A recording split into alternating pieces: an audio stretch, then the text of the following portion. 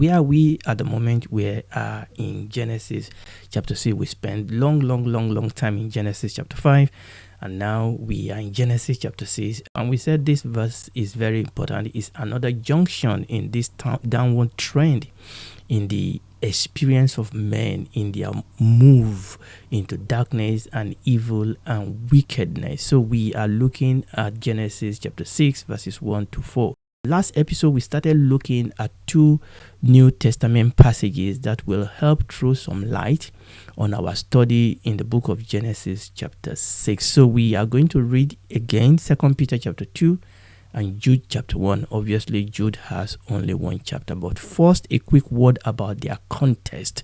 We said that the context of both 2 Peter chapter 2 and Jude chapter 1, only 1 chapter, is that of rebellion and judgment.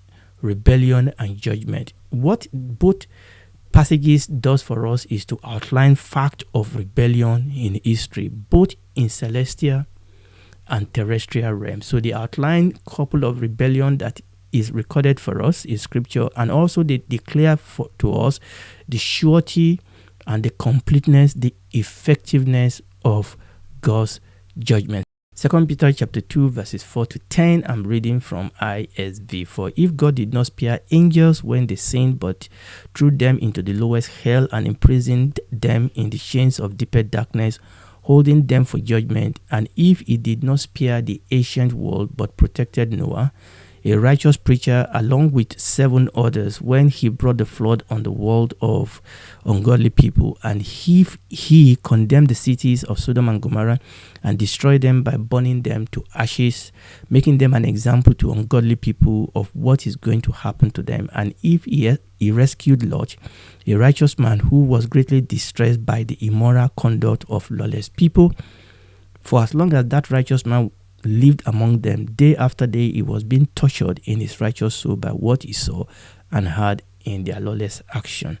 Verse 9, then the Lord knows how to rescue godly people from their trials and to hold unrighteous people for punishment on the day of judgment, especially those who satisfy their flesh by indulging in his passion and who despise authority, being bold and arrogant. They are not afraid to slander glorious being. Okay, so that is 2 Peter chapter 2 verses 4 to 10. So let's read Jude chapter 1 verses 5 to 7. Now, I want to remind you, even though you are fully aware of this thing, that the Lord, who once saved his people from the land of Egypt, later destroyed those who did not believe. He has also held in eternal chains those angels who did not keep their own position but abandoned their assigned place. They are held in deepest darkness for judgment on the great day. Likewise, Sodom and Gomorrah and the cities near them, which like them committed sexual sins and pursued homosexual activities, serve as an example of the punishment of eternal fire. Okay, so we have read these 2 passages, and these passages outline for us both celestial and terrestrial rebellion in history, but we are focusing on the angelic rebellion. Okay, that's what we are focusing on. So we will be focusing on verse 4 of 2 Peter chapter 2 and verse 6 of the book of Jude, only 1 chapter. Those are the 2 verses that will command our attention. Just as we did like last episode, I'm going to put them side by side, and what you will notice straight away is their similarity. Now, I'm not going to actually read through it today, but I just want you to just see them. Okay, both of them are so similar. So as you look at this, you will see that the subject of these 2 verses were angels. 2 Peter chapter 2 verse 4 tells us that these angels sinned. Okay, these angels sinned. So that is the focus of these 2 verses. And last episode we focused on the judgment God passed on these angels for their sins and rebellion. These angels have been taken out of circulation, and we saw that in that Jude chapter 1. They are held in the deepest darkness for judgment on the great day. And 2 Peter chapter 2 verse 4 says that they are imprisoned in chains of deeper darkness. And it is important. So, and we said there that the word that is used for hell in 2 Peter chapter 2 is the word Tartarus. So the questions now are, who are this second group of rebel angels? When and where did this event happen?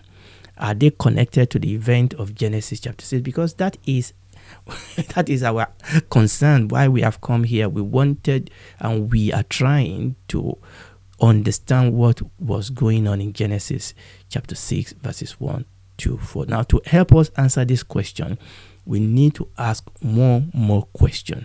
Now, we know the sin of Lucifer and his group, but the question is, what was the sin of this second group of angels? Now, Jude tells us their sin. It tells us in verse 6 that they did not keep their own position, but abandoned their assigned space, their assigned place. They did not keep their own position, but abandoned their assigned place. That is what ISV says. Now, King James says that, and the angels which kept not their first estate, but left their own habitations. Let's read this from few other translations. I'm not reading the old verses. We are just looking at verse 6.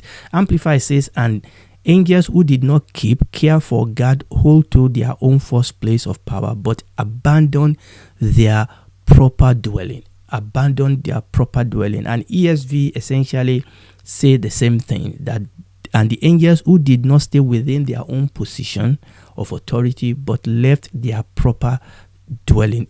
Philip translation put it this way, and the very angels who failed in their high duty and abandoned their proper sphere. They abandoned their proper sphere. I want you to see those words proper cropping up in many of these translations. Now, Message put it this way, and you know the story of the angels who didn't stick to their post, abandoning it for other dark mission. Obviously, you know that Message Bible is a paraphrase. Now, the Voice translation put it this way. He was talking about the angel. He said they failed to keep their rightful position and abandoned their appointed realm. So proper dwelling, proper sphere, appointed realm, they abandoned their post. So I think this is important for us to look at these various translations. So these angels, they left their proper dwelling place. These angels, they left their proper sphere. These angels, they left their assigned post. These angels, they left their appointed realm. That is their sin. In other words, their sin is that they moved across boundary. In a rebellious act, they crossed a forbidden line from one realm into another realm. Okay? And when that phrase in the Authorized King James Version, when he said they left their own habitation, the word render habitation there actually only occurred here in the New Testament. It does not occur anywhere else in the New Testament. And that word means native abode. And that is why we start reading proper. It talking about native abode, resident, dwelling place. In other words, these angels left behind. These angels left behind their proper native residence. And that was their sin. It was this unauthorized criminal migration from one realm of creation or from one realm of existence into another. Praise the Lord. So, who are this second group of rebel angels? Who are they? Okay. Who are these second group of rebel angels? Now, there are no passages in the New Testament that speak of fallen angel as at present in bond, except those that we have read here in Peter and Jude. You won't find it anywhere else in the scripture. This is the only place you will read in the scripture where fallen angels are at present in bond. And other passages about fallen angels refer to the devil and his angels, but they are not at present in bond. Also, the sin of this second group of rebel angels is not the sin of pride, like we have seen in the case of Lucifer. His pride and all those other angels casting their lot with him. This second group of rebel angels, their sin is not the sin of pride, but a sin against nature. A sin against nature. That was their sin. They crossed a forbidden line from one realm of creation into another realm of creation. That was their sin. Now, the next question then is, when and where did this event happen? When and where did this event happen? Now, we know it happened because it's in the scripture.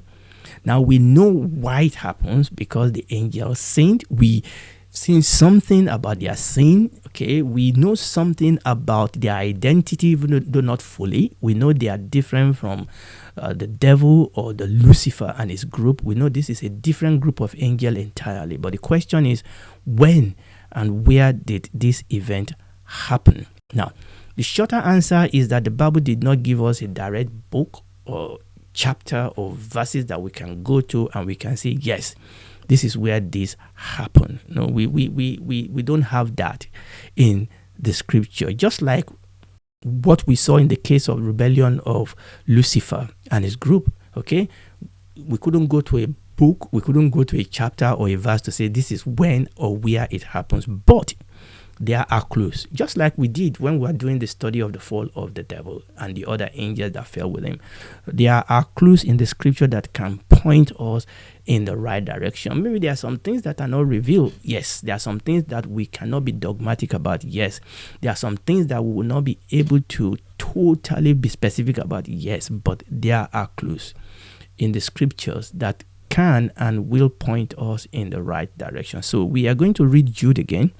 Chapter 1, we are going to read verses 5 to 7 because we want to look at this clue. Okay, so we are reading Jude chapter 1 verses 5 to 7 now with a little bit of a different emphasis. Now, what I want you to see is the layout, just like the layout in the book of Peter.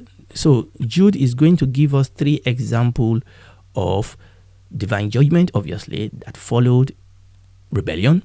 Okay, so it's going to give us 3 examples, but what I want you to notice here is how it connects each one of the example with the next one, Okay, Jude chapter 1 from verse 5. Now I want to remind you, even though you are fully aware of these things, that the Lord who once saved his people from the land of Egypt later destroyed those who did not believe. So that is the first example.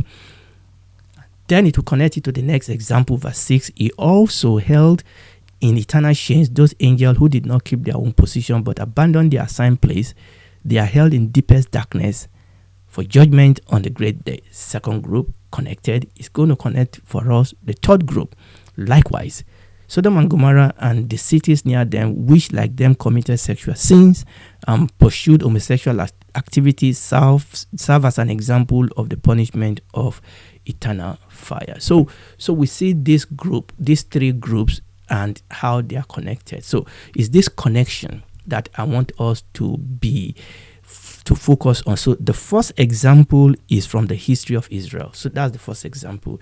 And the second example is from the angelic world. Yes, and then it connected it for us. Both are connected as a matter of emphasis. Okay, so when you look at that verse again, I want you to look at the connection. Okay, verse 6 says, so he gave us verse 5, which is a history, which is an example from the history of Israel. Then he connected it to the example from a angelic world, and he started verse 8 by saying he has also held in eternal chain those angels. He has also. Now that is the connection that I want you to see. Both are connected. Both verse 5, in other words, the history of Israel, is connected to verse 6, in other words, example from the angelic world. Both are connected as a matter of emphasis. Just like Israelites sinned and were subjected to divine judgment and retribution, and angels too. Now, so that's the connection between the first example and the second example. Now, it is the connection between the second and the third example that we now need to look into. So we have the second example from the angelic world, and it's connected to the example of Sodom and Gomorrah, and it is connected by that word likewise. Now, this word means in like manner to this. The phrase expresses a likeness between the 2 cases that just go beyond just saying that and Sodom and Gomorrah too. We know that the 3 examples are similar in the sense that they are subjected to divine judgment because of their sin. So in a sense, that is what connected them.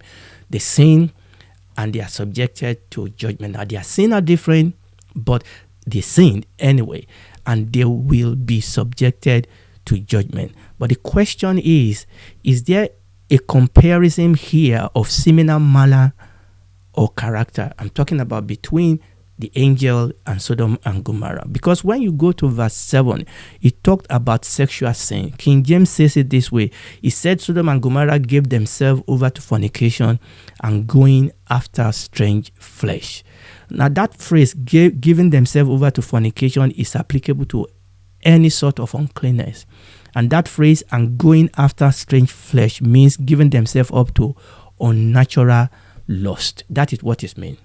Now, the question we are asking ourselves is that comparison between the angel, what happened to this group of angels, and what happened in Sodom and Gomorrah, is it a comparison that actually talking about similar manner of sin? Now, Henry Holford, who was a theologian, a textual critic, a scholar, he lived in the 1800s. He believed that actually is pointing towards the character of the type of sin that the angels were involved with. In other words, it's not just a comparison of outcome, but a comparison also of the nature of the sin in which both of them were involved. In other words, this is inevitably, obviously, pointing our attention or pointing our focus towards Genesis chapter 6. Now, some scholars disagree with this connection between the sin of the angels and the sin of Sodom and Gomorrah. What they say is that this is just a comparison of the outcome, okay, the sin, and they will be judged, rather than a comparison of the nature and the manner of their sin. But Henry Holford and some other scholars actually feel that because of that connection, likewise, in like manner, they feel that we could also see here a comparison of the nature of the sin in both cases. No matter which path you take, I just think that connection is quite important. Now we are laying level upon level of evidences now. There is a passage in 1 Peter chapter 3 verses 18 to 20 that will also be helpful as we seek to answer this question. Okay? Now, unfortunately, that will have to wait until the next episode. The question is, when and where did the second angelic rebellion spoken of in 2 Peter chapter 2 verse 4 and Jude chapter 1 verse 6, when and where did it happen? And is it connected to the event of Genesis chapter 6 verses 1 to 4? So next week, by the grace of God, or next episode, I should say, by the grace of God, we are going to look at this passage in 1 Peter chapter 3 verses 18 to 20 and see what light is going to throw on where we are studying. And if you are listening to me, I want you to know that God loves you. Okay? He doesn't want you to perish. He doesn't want you to go to hell. This world is going to end. And the people that rejected God will go to hell. Hell was created for angels, for Satan and his angel. But everyone that disobeyed God, that put in their lot with him, with Satan, will end up there. But the Bible tells us that for God so loved the world that he gave his only begotten Son, that whosoever believes in him will not perish, but have everlasting life. And you can have that life tonight. Accept that you're a sinner. Come to Jesus for salvation. Ask him to save you, to be your Lord and God and Savior and King. He will. He will do something inside of you. You will become a daughter, a son of God. He will be your God. He will walk the rest of your life with you. You will grow in your knowledge of him as light, as salt in this earth, in this world. You will join a living church and begin to grow in your faith. And when this is all over, you and I can then spend eternity with him in the new heaven and new earth. Do it right now.